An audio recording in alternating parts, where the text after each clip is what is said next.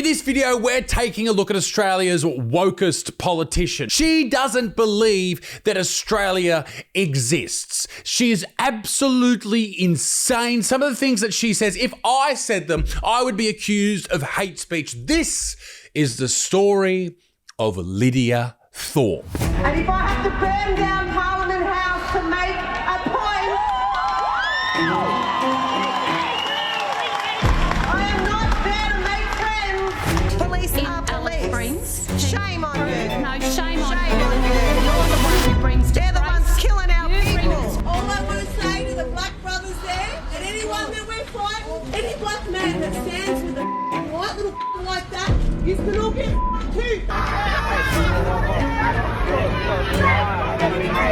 To understand why Lydia Thorp's in the news right now, you have to be very aware of what's happening in our country. And yes, we have this division across the country. We have school students being brainwashed into not loving their country, into hating their country. We see people born in this country who are of all different colours and ethnicities and backgrounds not able to buy houses because too many people are coming in from overseas of all different colours, including and particularly white people. There's far too many people coming in to keep up with those numbers. But what we also see is enormous amounts of crime. For Australia anyway. For the longest time, this was the safe country. This was the great country. This was the best country. In our minds, you may think the same about your country. But in Australia, we all felt safe here.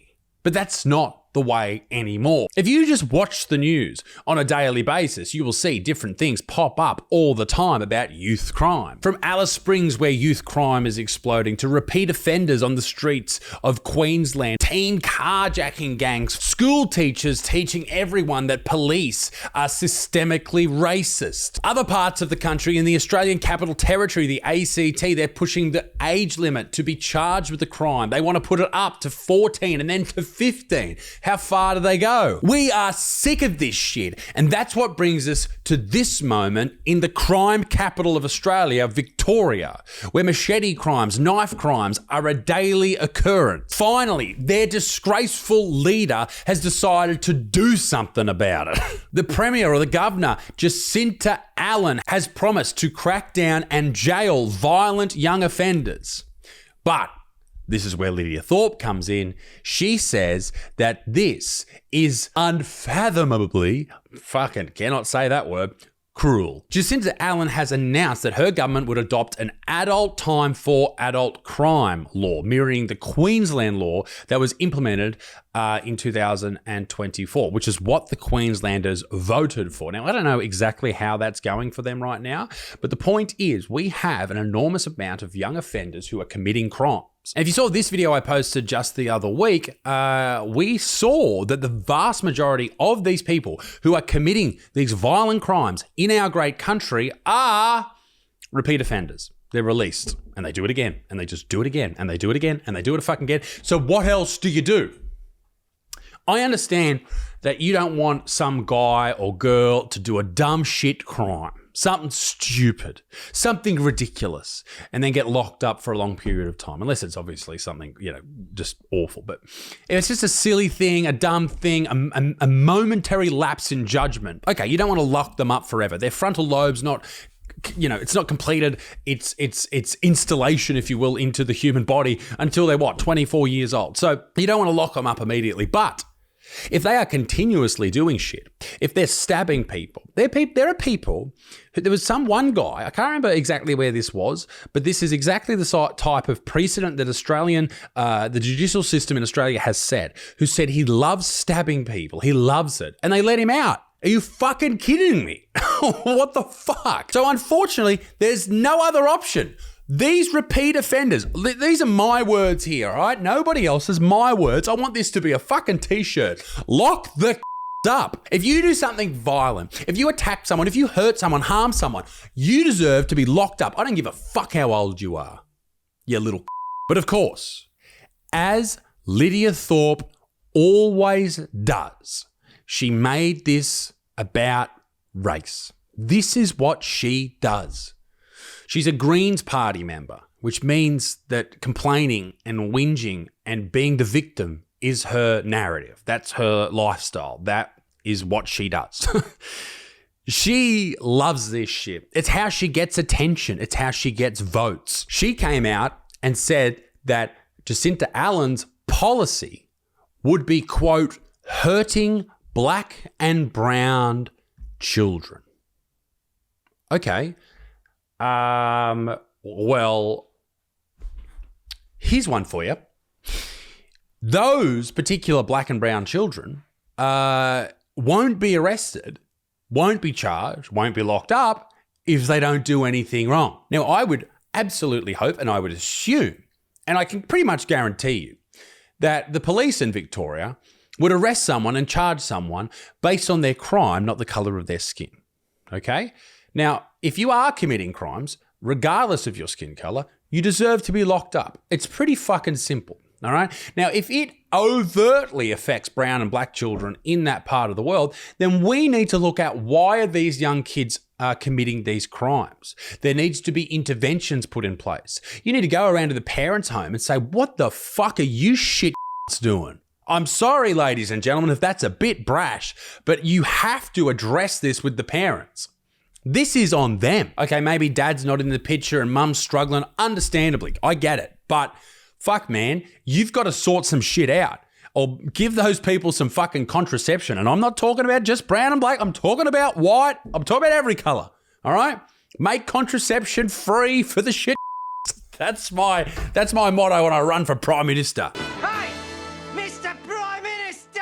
And ladies and gentlemen, let me tell you something lower than the recidivism rate with youths in Victoria. It is the cost of better, man. Maybe they should all read this. I'll provide one copy to every arrested child in Victoria.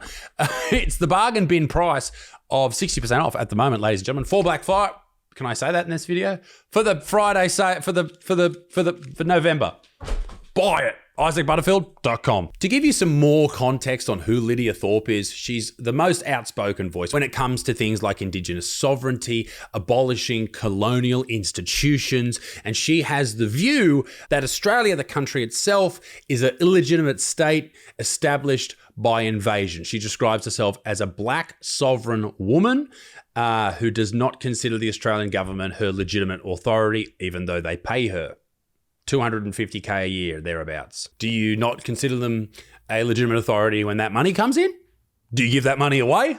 What do you do with it? I asked ChatGPT for the most insane shit that she said, and perhaps the most insane is what she said about police, calling them horrible, horrible words, accusing them of the absolute atrocities. The accusations leveled by Thorp were absolutely outrageous. I'm sure you can look them up yourself. I don't want to throw them in the video. It'll probably get hidden by YouTube. So she also said things about Australia being an illegal occupying force. She also, according to ChatGPT, allegedly in 2022, it was revealed that Thorp had a secret romantic relationship with a member of the Rebels Outlaw Motorcycle Gang while she was on a confidential law enforcement committee dealing with organised crime.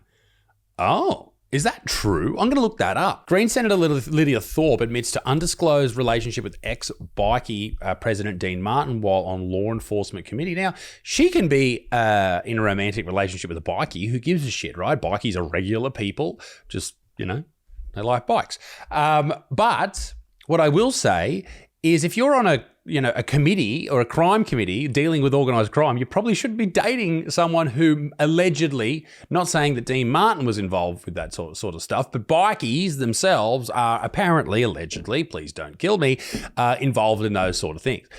That seems a bit fucking outrageous, right? She's constantly doing things, like even things that people who would like her would go, don't do that. She walked out in front of a float at Mardi Gras to protest police. Even when the Queen died, she posted this. That's fucking outrageous. And I will say that it's awesome that she can do all this because she lives in Australia, which is, supposed to be a free society. So, there are some good things about this country. Come on, babe. Surely. But then she said this. And if I have to burn down Parliament House to make a point,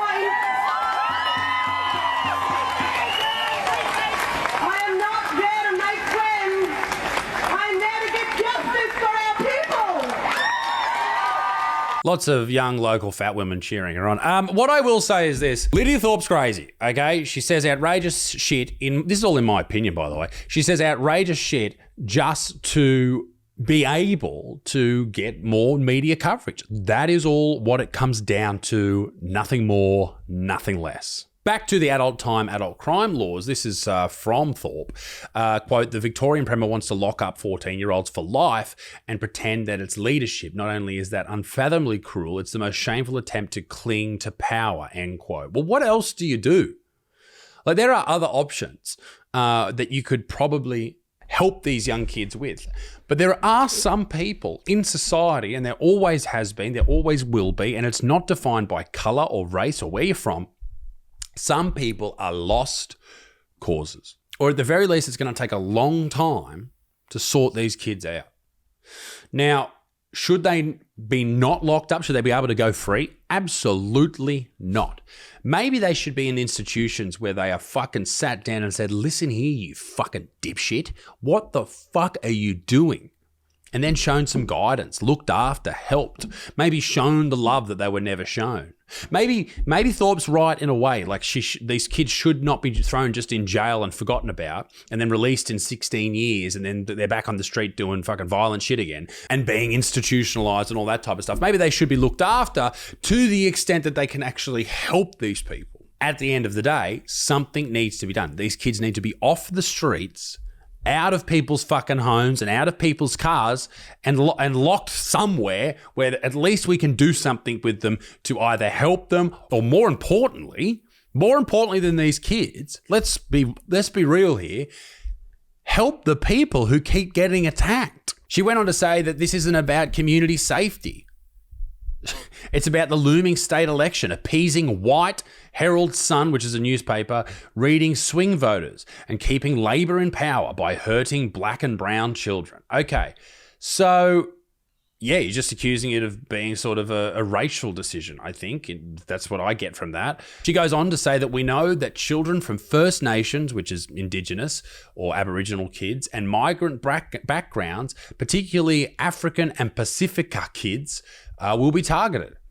Well, if they don't commit the crimes, then it won't happen. And yes, there are things to be done in communities, no doubt. But if you commit the crime, you should be locked up. End of. We know that a harsher sentencing does not deter crime or make our community safer. I argue that that's untrue. It only traumatizes our kids and drives cycles of reoffending. But if they're already reoffending, then where do you step in? Do you just let it continue? What do? You're just shouting, as this beautiful photo of you proves. You're just shouting from your little desk at Parliament, screaming, being the victim, pushing that narrative yet again. You're not doing anything. You're not achieving anything. You're not putting forward any other options. You're not part of the solution, Lydia. You're part of the problem, mate. Some of the things she went on to say, like what could actually help, stable homes and getting the government to invest in stable homes, community-led crisis response, healthcare, culture and belonging, and justice reinvestment, whatever all of that means. These are just buzzwords, mate. That you're talking like you're in a boardroom. Like, these are just buzzwords. Like, they don't mean anything unless you come up with actual proposals. And Lydia might have those. And if you do, come out with them, because they might actually be helpful. What will swing people to agree with you will not be going out and carrying on about how bad white people are and how bad this country is. It'll be providing information that will turn people onto your side, giving them the facts that they need to know. Being angry at them is not going to help. It's just going to annoy them and piss them off, and then they're not going to want to be a part of anything associated with you. The legislation itself, and this is important, would allow youth offenders to face a mandatory life sentence for serious offences such as murder, with a minimum of 20 years before parole. Now, do I want a 13-year-old going to jail for 20 years? No. But what if he murders your best friend, your husband, your wife, your mum, your son, your daughter? Do you want him to go to jail for 20 years then? Yeah, absolutely. Absolutely. Remember, this is a state that has a 15% increase in crime this year. And a total of 1,000 youths aged 10 to 17 have been arrested a combined total of 7,000 times. That is reoffending. That means whatever you're doing now is not working, and perhaps stronger, harsher penalties might stop that from happening. Ladies and gentlemen, let me know what you think in the comment section down below. And remember, ladies and gentlemen, all of this is just in my opinion. Make up your own mind. Go and check out all the information. It's all available on the internet. Doesn't cost you anything. Just go and check it out. Ladies and gentlemen, be a good motherfucker. Peace in the Middle East. Big dick stinks. Toodaloo, au revoir. Bye-bye.